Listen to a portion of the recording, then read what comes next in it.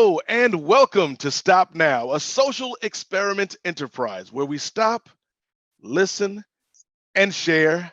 We are back for another exciting edition of our talk show. So glad everyone could join us in this wonderful time of year. Some would say it's the most wonderful time of the year, but everybody's got their own opinions. Of course, I am Nate Milton, and I am happy to be back here with Amanda. Amanda, how are you this week? I'm doing great. Nice to see everybody, and I'm looking forward to speaking more in depth with Josh, the identity archaeologist. Yes. And it's my fault. I wasn't prepared, and I'll introduce our producer here in a second. I was gonna get decked out this week, Amanda, in my full Indiana Jones outfit, so we could explore our identities. But I didn't plan ahead. I'm sorry, ladies and gentlemen.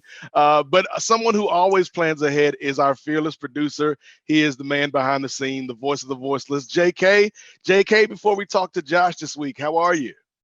I'm good, Nate. Again, I have to thank Josh, and he's the identity archaeologist, and I am searching for my identity. And we have met with him like a couple of times.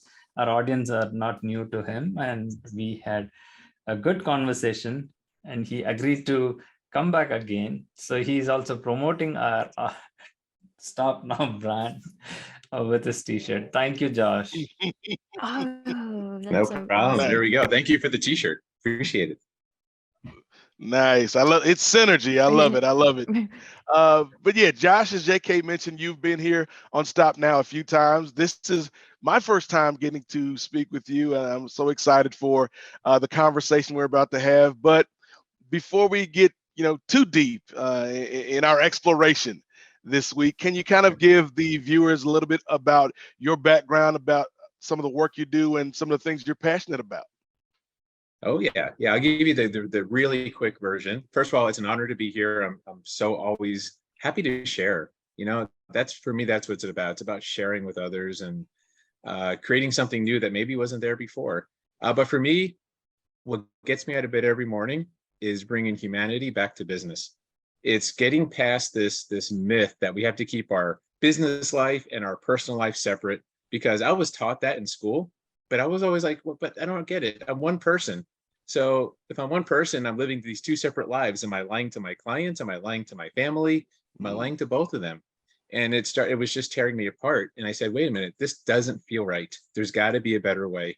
So I did some digging. I used my background in decades of psychology research and human behavior. And then I was an engineer for 20 years in corporate America, climbing the ladder.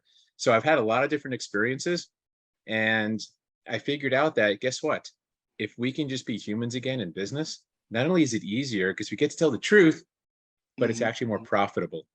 It actually drives more revenue. It drives more production. And so what I like doing, I've got a lot of different tools. One of my favorites is helping people with their personal brand so that they can actually take that, find that humanity inside of them, find that uniqueness. That's why they call me the identity archaeologist. We get to go digging for their uniqueness. We find out what is their purpose, mission, vision, stance, story, all this stuff that makes them unique, bring it to the surface, knock off all the BS conditioning, all the crap you're told growing up about, oh, honey, there's no money in that, or just keep your head down and obey the rules. All this crap we're told, we knock that away, and then we polish and refine that uniqueness till it shines so bright, people come from thousands of miles to come see it. So it's the end of selling. It's the end of this chasing, begging, convincing way that people like to sell their products and services. And it becomes an attraction process where you stand for something good and people want to be in your orbit and they want to do business with you. So it's just a natural, beautiful way to live. That's the really, really short version. You're right. I wanted to ask you, so what's your process, getting dissecting all of that information? Yeah, the first stage of how I work with folks is getting clarity. That's where people always get tripped up. When I ask people, hey, tell me, what do you do? They're not clear. They don't know what they do. They don't know why they exist, why they're in business. They know their products and services, but they don't know the true deep reason. They haven't clarified it and articulated it. So step one is just getting clarity. That's the process. Then once we have clarity, once we have what I call your brand manifesto, then we work on articulating it. How do you make a killer business first impression? You know, they say you don't get a second chance to make a first impression. That's true in business too. Like when you go networking, when you're doing presentations, when you're introducing yourself, when you're just out there, how do you make such a great business first impression that people want to get the second impression and the third and the fourth? So we work on how do you do that, you know, from different presentations and you know, networking techniques. And then finally, monetization is the last part of the process. How do you take your uniqueness and your brand and now monetize it? Because what they won't tell you in school is everything is monetizable. See, we're told growing up, find something that makes money, you know, be an engineer, be a doctor, be something that makes money, and then just learn to like it or use it to fund your passions. Okay. Yeah. But what if you can monetize? What if you could just do what you love, what you're good at, take your genius, use it. It's so easy for you to do. And then it's monetizable on top of that. What if we just took the other approach, right? So that's kind of the process and in a very high level. Okay. It kind of sounds like, you know, that old cliche of if you do what you love, you'll never work a day in your life, but you're coming at it from the opposite Yes. spectrum. Like it doesn't matter what you do, you've got to find you first. Correct. And then once you find out who you are, your identity, then everything else can fall into place. So, you know, to that point, how long does that process usually take? Like, is this something that is an ongoing process, right? Is there a finish line to this process? Or There is when I work with clients, we do have specific finish lines, but you're right. You know what? It's funny. I do a lot of like sales training and different professional development things for folks, for companies. And I always tell people, I say, you understand professional development is just personal development in disguise.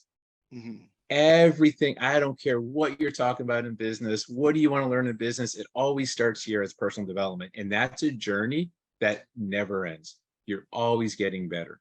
However, there are some milestones you can get to that do have finite timelines, right? Getting your brand manifesto, for example, is the stage one. That is your constitution. That's your guiding document. That's the thing you go back to. That's your seed that it helps you get the clarity, which then brings you the confidence and conviction to just go out there. You ever see someone walk into a room and you're like, they just the way they walk, their energy, you're like, I don't know what that person does. I don't know what she does, but she knows what she does.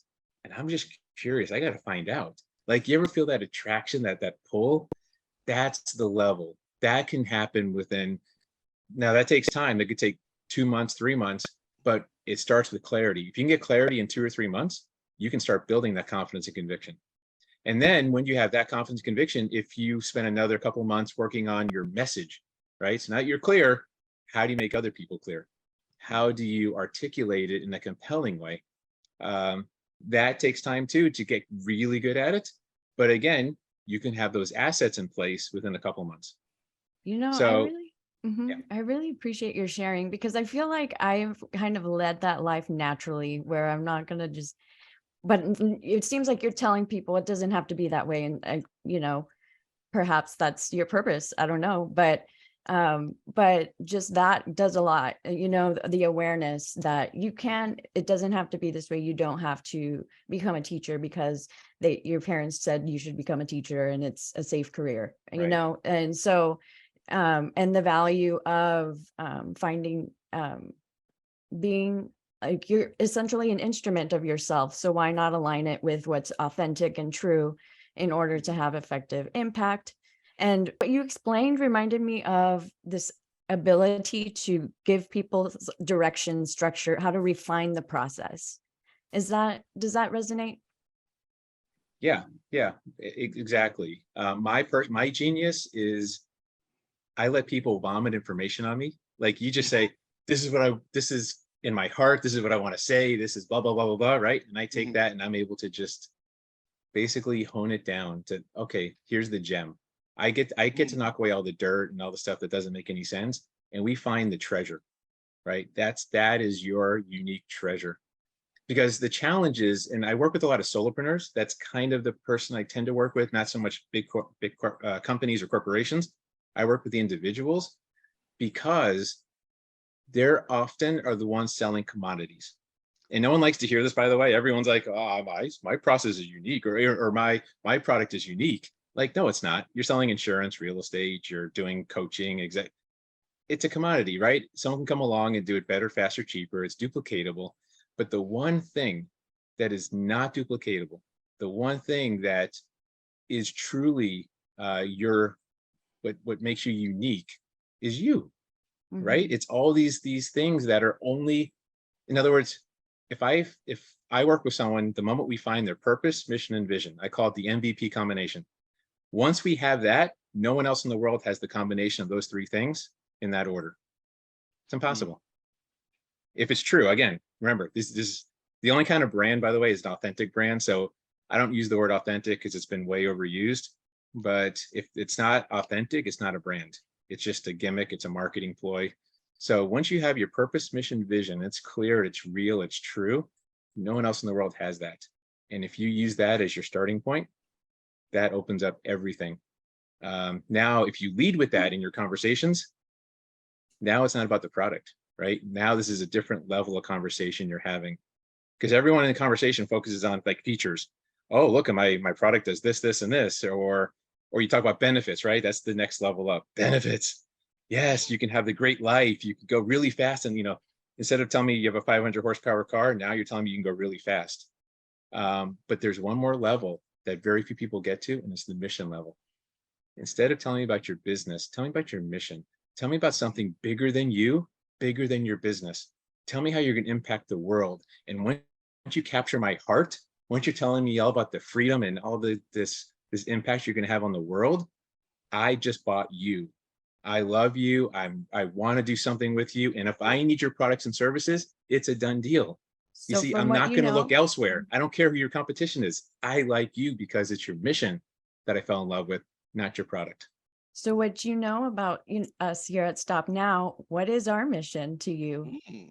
That's a good question. That's something we can explore if you want. Yes. Again, Josh, I want to jump in here, right? So what you yeah. at the beginning, right? So always we are in a rat race, right? In our society, in the world in which we live, it is a rat race, right? So they say this, right? Yeah. Don't take it personal. So when you started, like, I want to jump in right at that point itself, right? They try to divide you, right? This is a professional life, that is your personal life. You can have two different worlds. But to your point, like when we merge, then we have this conflict of who am I, right? To your point, even as a nonprofit, we were struggling. And why do everybody ask, like, what is your mission? What are you trying to solve? Is that a necessity? No, we are a bunch of people, happy people. We want to come together. We want to find some interesting things to the forum, right? Bring in awareness. And should I be forced to tell the truth? And even we met with many people, and one group, I think Nate will remember that. They said about radical honesty. Again, it's an overrated thing. Right? If I tell the truth, who's going to support me? Right? I'll be thrown out. Whether in the corporate world, you have to work in the system with the rules that has been in place. So my struggle here, Josh, we already had this conversation as well, right? So I know a little bit about you, like not much, but still, I align with you in terms of our upbringing, right? So the philosophy, I'm not going into philosophy of it, even religious dogmas, right? Puts us down and follow the rules, what you have been taught. And you have been molded with an identity as such. This is what you are, beginning with your name, right? Everything has been spoon-fed to you to believe this is the truth. How do you come out of it? And how do you find your own self? That itself is a struggle. Absolutely. And to your point, so you should tell the truth, but it's how you tell the truth that makes the difference. So maybe you've heard the terminology brand message, right? You got to figure out, what is your brand message? So brand and message are two separate things. Brand is your core. That's invariable. That is the truth, is your brand. You never capitulate it. Too many people, they screw up. They capitulate their brand to try and be likable, to try and get followers, to try and get clients. You don't do that. Your brand is that. But your message is, how do I take my truth and how do I translate it so that an audience understands, they can receive it, they can digest it, they can get energized by it.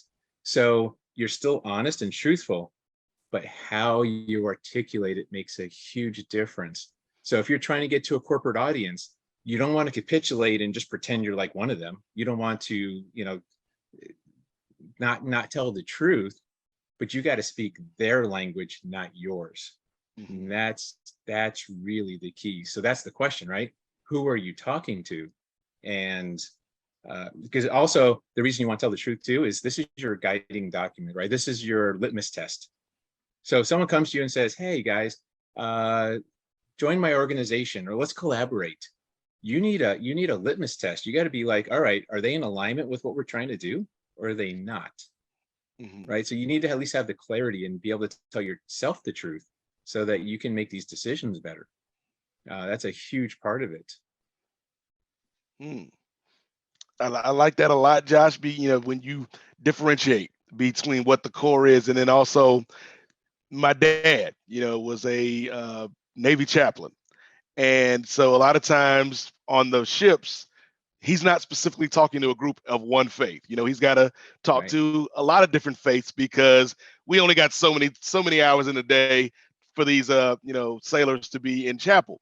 And so he always told me growing up, you have to meet people where they are. You can't speak your language to them and then get mad when they don't understand what you're saying. You have to kind of talk in their language so that they can understand what you are all about. And I think that speaks perfectly to what you're saying there. That's right. And we get caught up in our own language because of our ego. Because, well, if I'm the one talking, I'm the expert. So, and our ego keeps us trapped, keeps us in this place where we want to be on stage. But you know what? The key, and this is just a little side topic, the key to a fantastic presentation, if you guys ever have to go out and present and share, or anyone listening, the key to a great presentation is learning how to come off the stage emotionally. Sit down in the audience next to a person, put your arm around them, and have a one-on-one conversation with 5,000 people all at the same time. That is an art and a science. So that's all I'm going to say about that. There's way too much to go into there, but that is how you know you're an impactful speaker. Yeah, So that no, go ahead, Amanda. Go ahead. No, I that know you makes got it some perfect. thoughts. I'm just from like one-on-one. I feel like I can only operate one-on-one in daily living, much less when I'm giving a speech. So I just really, that was insightful and I appreciate it. And that was just my comment. But Nate, what were you gonna say? So I was going to say, because you brought up that word, Josh, impactful. And I think, Amanda and I and JK and I, we've talked about something that we've had kind of collectively impact us over the past 2 years, and that was the pandemic. So when you're talking about maybe the way people view home life and work life, those lines got blurred for a lot of people from, 19 to 21. So have you noticed people kind of wanting to do different things with their work, with their business, with their life, with their brand, over the past couple of years, Josh? Absolutely. And it's been a great space for personal branding in particular, because this is what's been happening. So as people are either losing their job or finding other work, they're realizing that they tied their identity to their job title. So I'm CEO of Exxon, or I'm VP of, Procter and Gamble, ha ha ha. But then they leave Procter and Gamble, or Procter and Gamble leaves them, and they're nobody. They are lost. They have no identity. They don't know what they are, what they stand for, why they exist. They know nothing, and they're lost. And they don't like that feeling because I personally believe everyone should have a personal brand. It's not about getting on Instagram and, doing the whole influencer and getting a bunch of likes. I mean, having that level of clarity and your own personal identity so that you're not tied to any company. You're not tied to any organization. You know what you stand for. Now, if you work for a company, great. Now you're sharing a mission with them. They have their mission, you've got yours, and you're sharing part of the journey. But when you separate, you're still the same person. You never have to restart. You're never lost. So this is what people have been looking for. They're like, I don't ever want to feel like this again. I don't want to feel like a complete nobody because I was with this company for 10 years and I was always the CEO or the VP or whatever, the janitor, it doesn't matter. And now I have nothing. Now I've got nothing to show for it. So yeah, personal branding is becoming huge since or because of the pandemic and people changing so much, changing jobs, changing focus, all kinds of stuff is moving around, and especially being remote, right? People could work anywhere now, and it's been big. It really sounds like the way of the future, or the way that it should be moving forward. Like if we take anything from the pandemic, this is a good perspective to build from, I would say.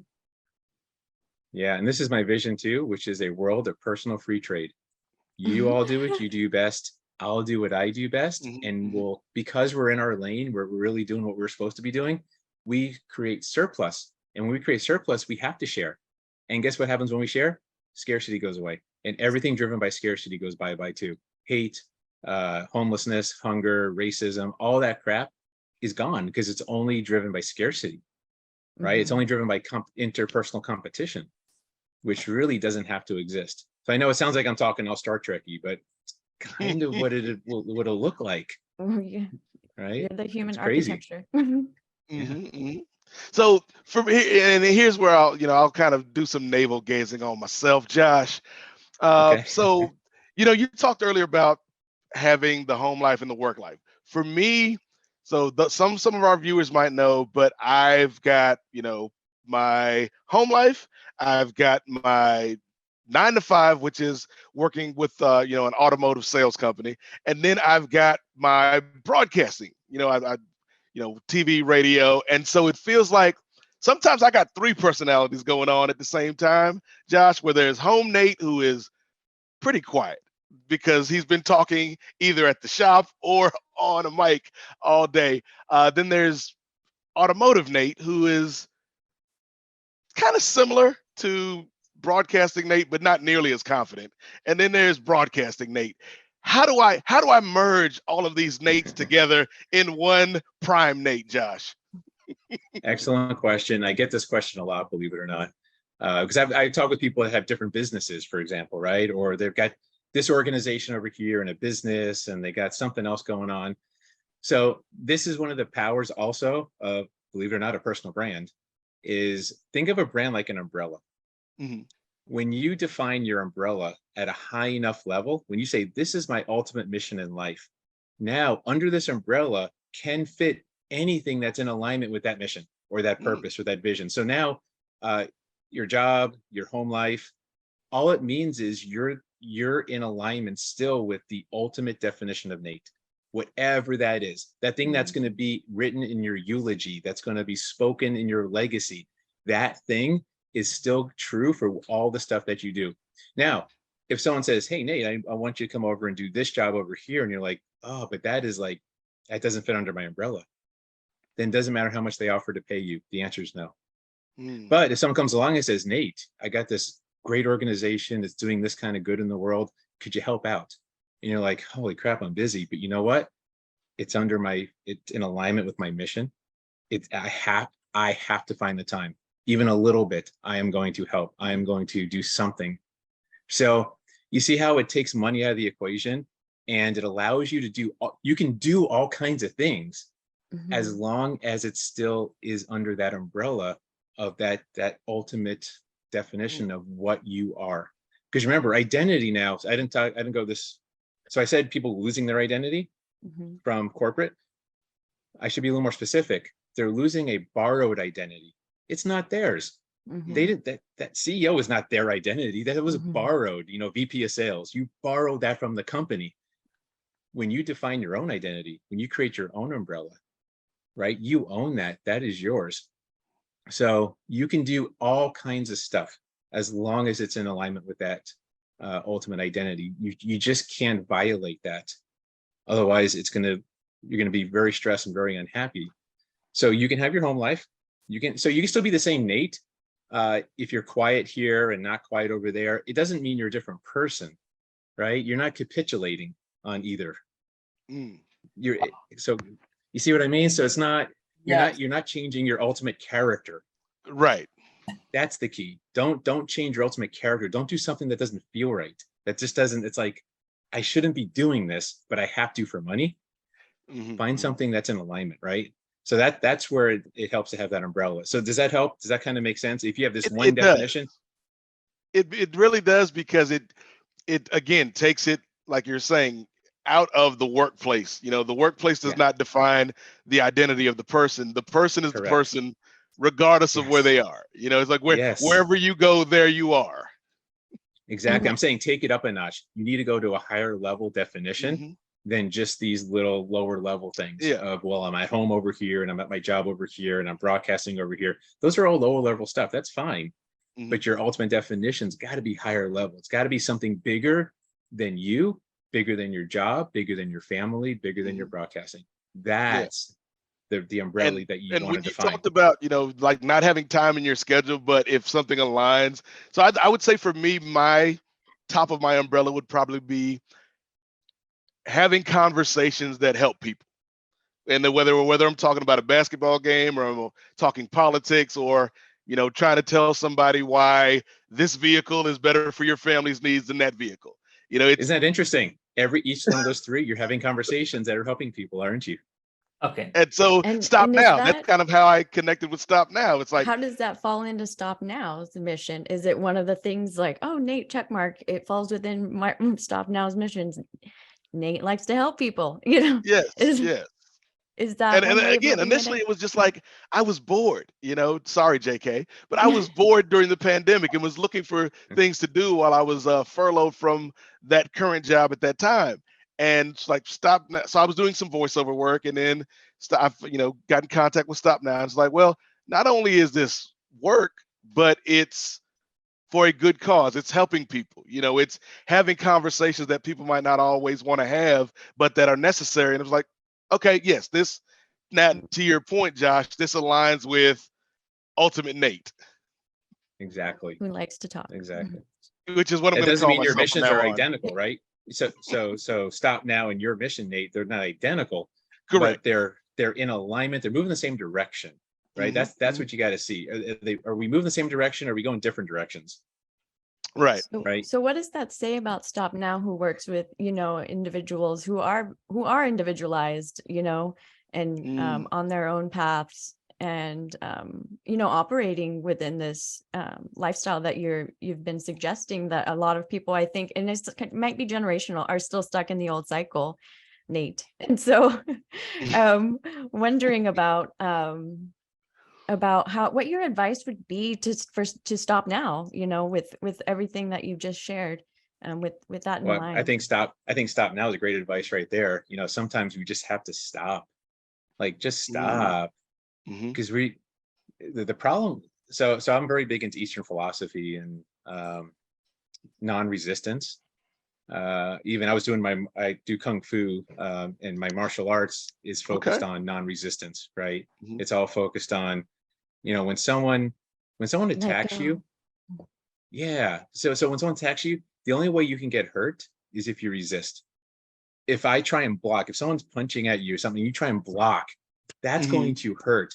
But what if when I get hit, I just allow the energy to transfer through? I just let the energy go.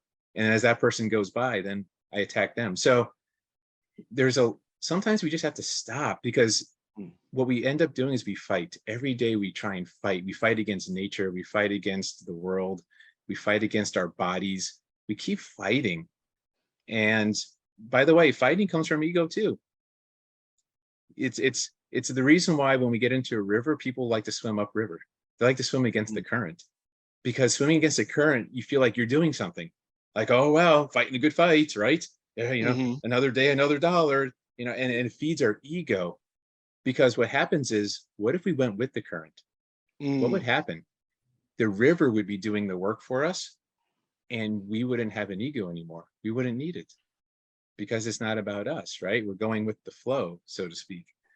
So in life, what a lot of folks do, Amanda, is we just fight. We just fight against the current, because it gives us definition. It gives us identity, and it's the wrong way to go. So sometimes we just got to stop and let the flow take Mm. us, right? Yeah, Listen, that's learn. Does this make sense? I don't want to that's get too far deep powerful. into the Oh, wow, Josh, I am a bit lost here.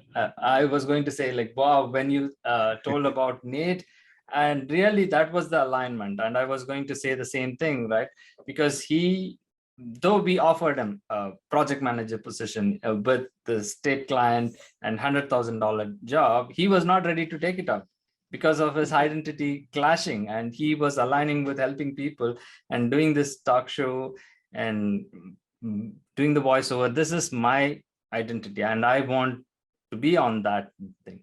But right now what you said, like I thought like we are fighting for the rights, fighting for the victims.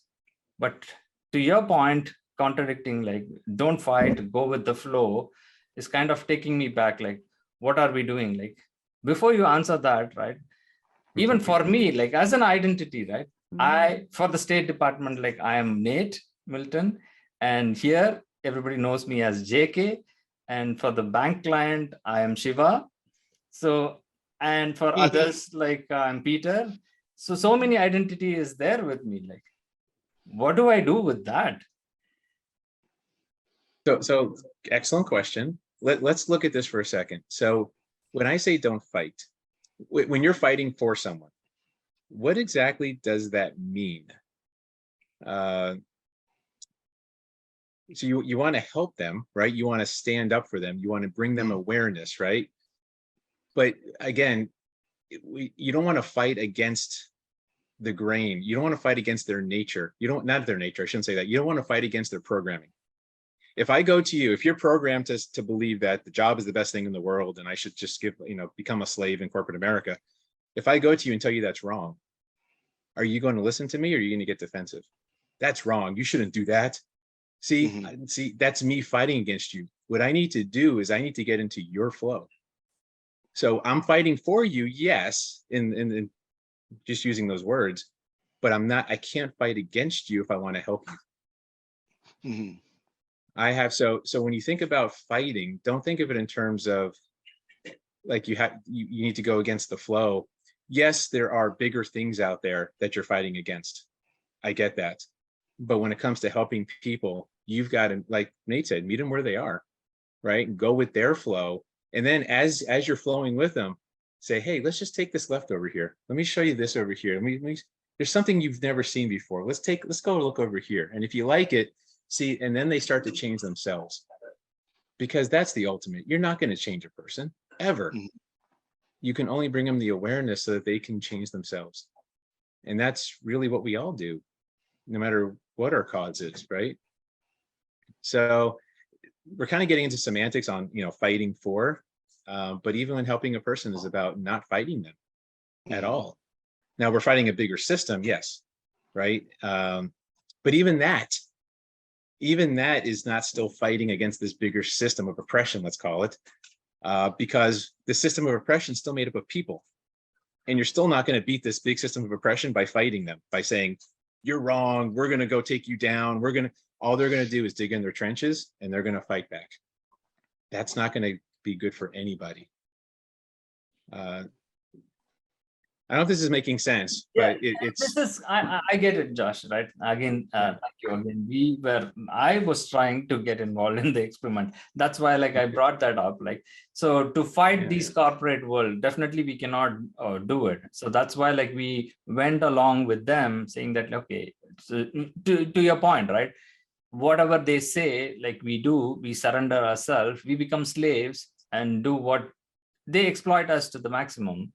So it's like you find a way to screw them without them knowing. So that's what. You make it their idea to screw themselves. That's exactly right.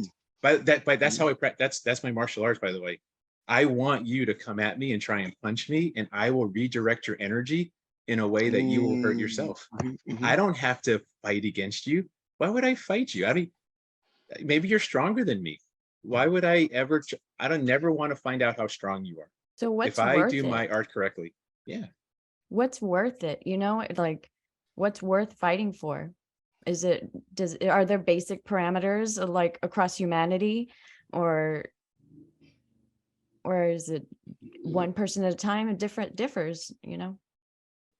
For me, it's human rights, period. People ask like, what do you vote on? Like, what's your issues? What are your like your key issues? Human rights. That's human rights, and my litmus test is nature. If it exists in nature, I support it. If it doesn't, I don't. So, for example, I've been talking about this a lot recently. Wealth and poverty are both man-made. Mhm. Wealth and poverty do not exist in nature. It can only exist within a closed society, where people hoard and accumulate resources and keep it away from other people and then charge them money, right? We create wealth and poverty together. It doesn't exist out there. You can't find it in nature. So I'm not a big fan of systems that exploit wealth and create poverty. It's that simple, right? So I have my own litmus test, which is nature. So I don't know if that helps, if that answers the question. You are, I'm falling in love. Your deep philosophy really resonates to my thought process again. This is something amazing, right? So what you are saying. So in that aspect, like, why is that like humans alone have rights, right? Everything, the entire existence has the rights, right? So True. so the Yeah, struggle that's here, true. like, where do we draw the line then? So what about the animal rights or Yeah, absolutely. And the just in terms of like environment voting, rights, right? right? So Yeah. we are the ones like, Yeah. why is that like humans need to have rights? Because they are the one who is screwing up the environment, and they are the one who is destroying the planet. And you do the bad stuff, and then like you claim rights for yourself.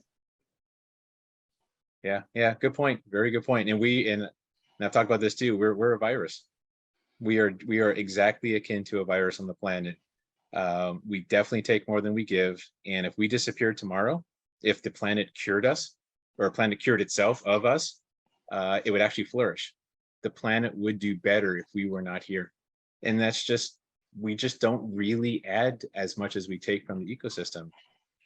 So it's sad that we don't recognize that, but that goes back to our intellect and our ego, which tells us otherwise, right? Right. So yeah, Just working with what we've got, it seems like. yeah. But remember, the key to change is understanding. The key to control is all understanding. So even our enemies, right? Even things we stand against, we have to understand them before we can make any change. And I think a lot of folks, we forget to do that. I think sometimes we just like, that's evil, bad. And then we get into these clashes and nothing changes. And I think a word that you used earlier, Josh, or a phrase that you used earlier, is important when we talk about all this. Particularly, I was talking with a buddy the other day. Like we've got another Senate race that's going to be decided here in a little bit, and we're already gearing up for the 2024 election, and I'm already exhausted. And I think the phrase you used earlier was redirecting energy. And so when it's very easy, particularly in this day and age of social media, to find someone with views you disagree with and attack the person when it's not it is the person, but it's more so what they are championing. The human rights violations, the racism, the sexism, the homophobia, the greed. You talk about the haves and the have-nots, the poverty and the wealth disparity. Like that person on Twitter didn't create all of those conditions, And so I feel like a lot of folks get so into the fight, bringing it back to fighting, and that's your identity. I'm a fighter. But at the end of the day, what have you won from the fight? Have we solved anything? Have these folks changed their minds, or have they just dug in deeper? And I don't know what the right answer is, Josh, honestly, to kind of help change someone's hearts and minds without getting into the minutia of we're on opposite sides, we need to fight. Yeah, what happens is we fluff our egos by doing that. That's the result. That's what comes out of it. This goes back way. This is like Lao Tzu stuff. If you go, ultimately, the moment we define I versus, which means not you, the moment we have our self-identity, we create conflict. So one of the keys is realizing we are all the same. We're part of the same ecosystem. We're part of the same energy. And if I hurt you, I'm hurting myself. I think that's the part we got away from. And we got away, and we're very, I say in this country anyways, in the United States, our empathy is on E. Empathy is such a huge thing. Mhm. Because if you're arguing with a woman, instead of just seeing her as just some lady, what if you saw her as your mom? What if that was your mom? How would you talk to her about an issue? In fact, I was working on a friend of mine was running for state house here in Florida, and I was Mhm. working on his campaign, helping with his messaging, and he hates the vitriol. He hates this people attacking people. So what we did is we designed his campaign around civility, but we redefined it. Because if you look in the dictionary, civility got watered down. It in the dictionary now it means having like a pleasant conversation or having a Mhm. polite conversation. That's not civility. Civility, as we define it now, is attacking the issue without attacking the person. Mhm. Because you can't ignore the issues. You've got to talk about the issues. You've got to bring it to light. You've got to have healthy discussions, but you leave the person out of it. Because, like you said, Nate, the person isn't the one who created the issue, right? They might be parroting stuff or whatever, but Mhm. you can't attack the person because then everything shuts down. And it has been really insightful and great, talking about these issues with you, Josh. And your guidance has, I'm sure will serve more than you may even are able to comprehend right now, for viewers that are listening. So thank you again for your expertise and for your sharing. And it was so nice to sit down and chat with you here at Stop Now.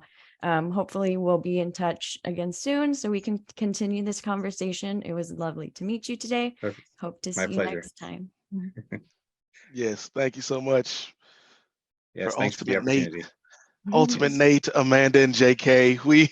Let's stop now. Let's stop now. Beautiful, beautiful. Josh, again, you amaze us, right? So it's been wonderful for even third time. Like it doesn't look like, and the conversation never ends. And we really enjoy having you back. And hopefully, we will do multiple episodes like this. And hope our audience enjoyed. And thank you, Nate. Thank you, Amanda. And thank you, Josh. Thank you. Absolutely. Thank you all too. Have a good one. You as well. Bye for now.